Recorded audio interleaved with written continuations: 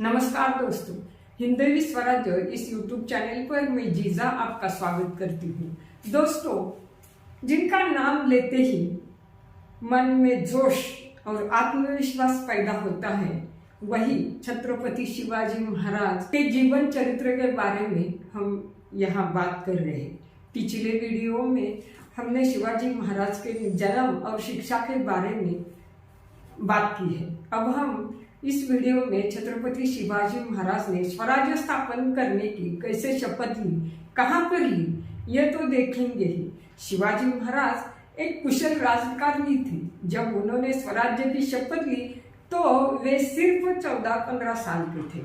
इतनी कम उम्र में इन्होंने स्वराज्य स्थापन करने की शपथ ले ली थी। तो चले देखते हैं पुणे के मावल प्रांत में क्या हो रहा है। दोस्तों, शिवबा अपने गुरु दादोजी कोंडदेव के साथ गांव-गांव में जाते थे। हर छोटी छोटी बात को वो ध्यान से देखते थे, हर बात को बारीकी से समझते थे। हमेशा लोगों में रहने से उनको आदमी की अच्छी परख करने आती थी।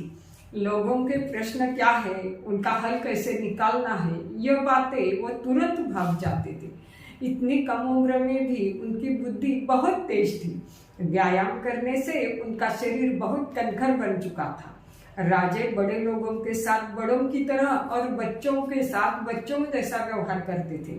उनके इस स्वभाव के कारण लोग उनकी तरफ आकर्षित होते थे। उनके इस बर्ताव के कारण उनके गुरु दादोजी कोंडदेव को उनका बहुत अभिमान और गर्व महसूस होता था। दादोजी कोंडदेव को लोग प्यार से पंत बोलते थे। दादोजी पंत हमेशा को नेक सलाह दिया करते थे। जब भी शुभा लोगों को मिलते थे तो लोग उनको मुजरा यानी कि अभिवादन किया करते थे, तो राजे थोड़ी मुस्कुराहट से स्वीकार करते थे। उनकी इस मुस्कुराहट से वो लोग खुश हो जाते थे। राजे किसी युवक को अपने पास बुलाते तो युवक को थोड़ी घबराहट महसूस होती थी। किस बात के बुलाया, इसकी उत्सुकता भी होती थी। राजा ने मुझे अपने पास बुलाया, इसका बहुत आनंद उस गरीब युवक को होता था। ऐसे शिवबा राजे ने ढूंढ ढूंढ के अपने दोस्त जमा किए थे। गरीब किसानों के ये बेटे तानाजी मालुसरे, सूर्याजी मालुसरे, येसाजी कंक, बापूजी मुदगल, सूर्याजी काकड़े, बाजी जेधे, त्र्यंबक डबीर का बेटा त्र्यंबक सोनदेव, बाळाजी, चिमनाजी देशपांडे, दादाजी नरस प्रभु, ये सारे उनके दोस्त एक हो जाते थे। ये सब एक ही बरस के नहीं थे, कोई छोटा था कोई बड़ा था, पर बाजी पासरकर सबसे बड़े थे। शिवबा राजे की ये दोस्त सेना ऐसी थी कि इनके लिए कोई यथार्थ शब्द ही नहीं है। ये सब दोस्त शिवबा राजे के पूना स्थित लाल महल में हमेशा आते रहते थे। लाल महल हमेशा प्रसन्न और रौनक भरा रहता था। शिवबा राजे की माँ साहेब जिजाऊ बहुत प्यार से इन सब दोस्तों को खिलाती पिलाती थी, प्यार से बातें करती थी। माँ साहेब जिजाऊ बहुत ही धर्मनिष्ठ थी। वो महादेव और तुलजा भवानी की परम भक्त थी। हमेशा पूजा पाठ में लीन रहती थी। रामायण महाभारत का पाठ भी किया करती थी। वो बहुत दयालु और प्रेममय थी। वो दादोजी कोंडदेव भी सख्त स्वभाव के थे। इन सब दोस्तों पर बहुत अच्छा संस्कार हुआ करता था। तानाजी, येसाजी, ये सब तो मावल के ही रहने वाले थे, इसीलिए इन लोगों का शिवबा राजे और लाल महल का एक अच्छा नाता जुड़ गया था। अपने इन गवार शूर नेक दोस्तों के साथ शिवबा तलवारबाजी निशानबाजी करते थे। घोड़े लेकर रपेट करने जाते थे। हर प्रकार के घाट खिंड सह्याद्री के कड़े पर चले जाते थे। जंगल से तो इनका पवित्र रिश्ता था।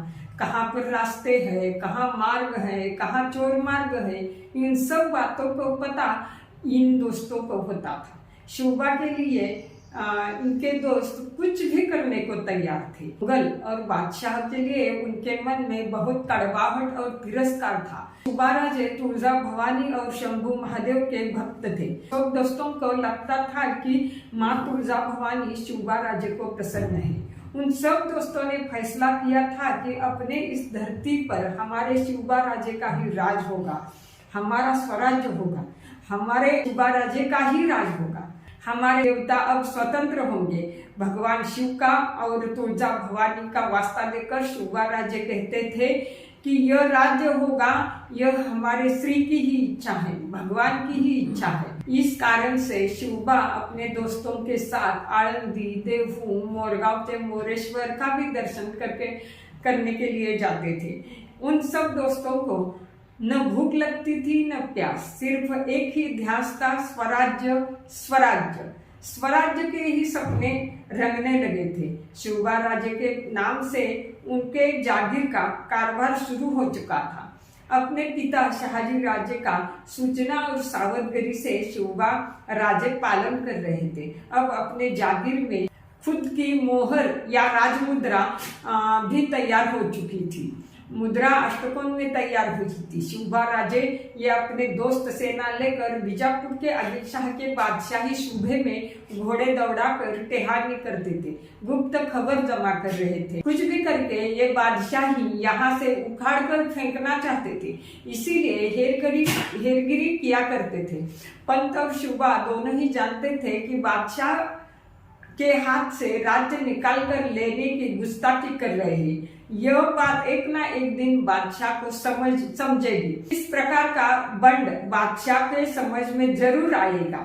यह बात शिवबा भी जानते थे, लेकिन उनकी गुप्त मसलब, गुप्त बातें किसी को मालूम नहीं पड़ती थी। बहुत सावधानी से वे लोग किलों की जानकारी हासिल कर रहे थे। किले में कहाँ चोर मार्ग है, कहाँ रसद है, सैन्य कितना है, किले में जाने के मार्ग कहाँ है, तोहफे कितनी है, हत्यारे कितनी है, सुरक्षा कितनी है, कितने आदमी हैं, कितने सैन्य है, दारूगोला कितना है, इन सब की जानकारी शिवबा ने हासिल की थी।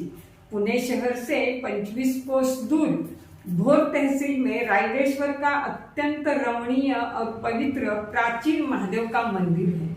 इस मंदिर में भगवान शिव का स्वयंभू शिवलिंग है। कारी और अंबवड़े ये देशमुख और जेधे उनके गांव के पास ही बहुत ऊंचाई पर और घनदाट जंगल में ये शिव मंदिर है। शिवबा राजे को ये स्थान बहुत ही प्रिय था।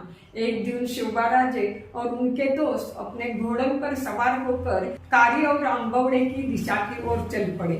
थोड़ी देर में वो रायरेश्वर पहुंच गए। रायरेश्वर मंदिर में पहुंचकर पूजा अर्चना के बाद शिवबा ने हिंदवी स्वराज्य स्थापन करने की शपथ ली।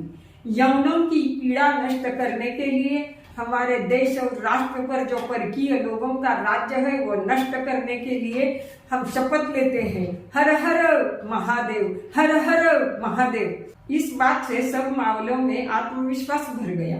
यह बात सुनकर माँ जिजाऊ आनंद से फूली न समाई। दोस्तों, ये वीडियो कैसा लगा, ये जानकारी आपको कैसी लगी, जरूर कमेंट बॉक्स में कमेंट कीजिए और हिंदवी स्वराज्य इस अपने YouTube चैनल को लाइक, शेयर और सब्सक्राइब जरूर कीजिए।